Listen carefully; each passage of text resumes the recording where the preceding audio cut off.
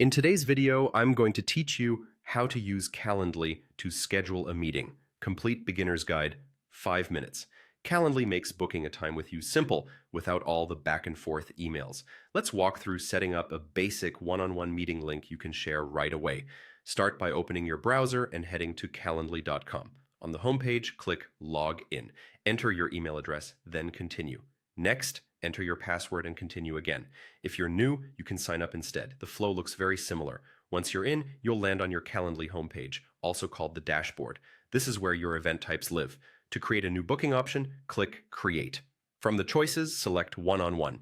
This is perfect when you want guests to book time directly with you. Give your event a clear, friendly name so guests instantly know what it's for. Something like intro call or project check-in. You can add a short description to set expectations, such as what you'll cover or any prep they should do.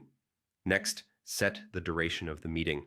Pick a length that matches your goal. 15 minutes for a quick sync, 30 for a standard call, or 60 if you need more depth. You can tweak this later if your needs change. Choose a location for the meeting. Calendly can generate a Zoom or Google Meet link automatically, or you can set it as a phone call. If you choose phone, your guest will be prompted to provide a number, which keeps things organized. Picking a video option keeps joining simple for both sides. Now set your availability by choosing specific days and time windows when you want to take these meetings. Calendly takes care of time zones for your guests, so they'll always see times in their local time. Keep your availability realistic so you don't overbook yourself across the week. If you work with teammates, you can add additional hosts from your organization. This helps when 2 or more people must be in the same meeting. Calendly will offer only the slots when everyone is available. When everything looks good, click Create.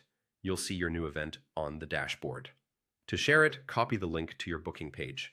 Paste that link into an email, a chat, or even embed it on your website.